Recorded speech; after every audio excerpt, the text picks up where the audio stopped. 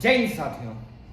एक शब्द फिर से देश में गूंज रहा है, वो है पेपर लीक। ये शब्द बेहद डरावना है, बेहद क्रूर है। हमारे युवा साथी, हमारे भाई खूब मेहनत करते हैं, जी तोड़ मेहनत करते हैं।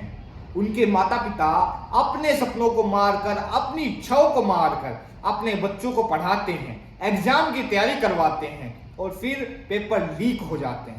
सोचिए, एक पेपर लीक ना जाने कितने युवाओं के सपनों को तोड़ देता है, कितने माता पिता की उम्मीदों को तोड़ देता है।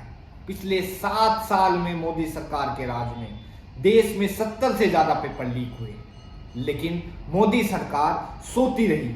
कोई कड़ा कानून पेपर लीक को रोकने के लिए नहीं बनाया गया। विपक्षियों पर छापे मारे गए, बच्चों को अच्छी शिक्षा देने वाले मनीष सिसोदिया जी को जेल भेज दिया गया, लेकिन पेपर लीक माफिया के ऊपर छापे नहीं मारे गए। उनको रोकने के लिए कोई कानून नहीं बनाए गए।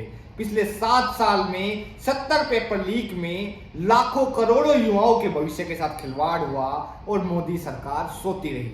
अब एक बार फिर से देश में नीट की परीक्षा आयोजित की गई थी। अब दावे किए जा रहे हैं कि नीट का पेपर भी लीक हो गया। 24 लाख छात्रों ने नीट की परीक्षा दी थी। हालांकि एनटीए दावे कर रहा है कि कुछ जगह पेपर वितरण में गड़बड़ी हुई है सिर्फ, लेकिन दावों की हकीकत तो जांच में सामने आएगी। लेकिन एक बड़ा सवाल अब फिर से देश की जनता के मन में गूंजने लगा है, आखिर कब तक पेपर लीक होते रहेंगे? कब तक देश के युवाओं के भविष्य के साथ खिलवाड़ होता रहेगा?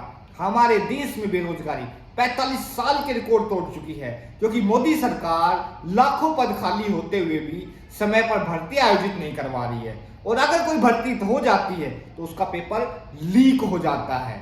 छात्रों के सपने, युवाओं के सपने अधूरे ही रह जाते हैं। साथियों, अब देश में लोकसभा चुनाव चल रहे हैं। लोकसभा चुनाव आप सबके, हम सबके भविष्य को तय करेंगे।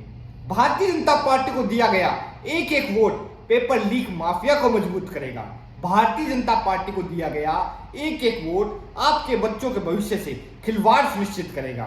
तो इसलिए अपने बच्चों के उज्जवल भविष्य को सुनिश्चित करने के लिए इंडिया गठबंधन को जिताएं, भारतीय जनता पार्टी को हराएं। जय हिंद, जय भारत।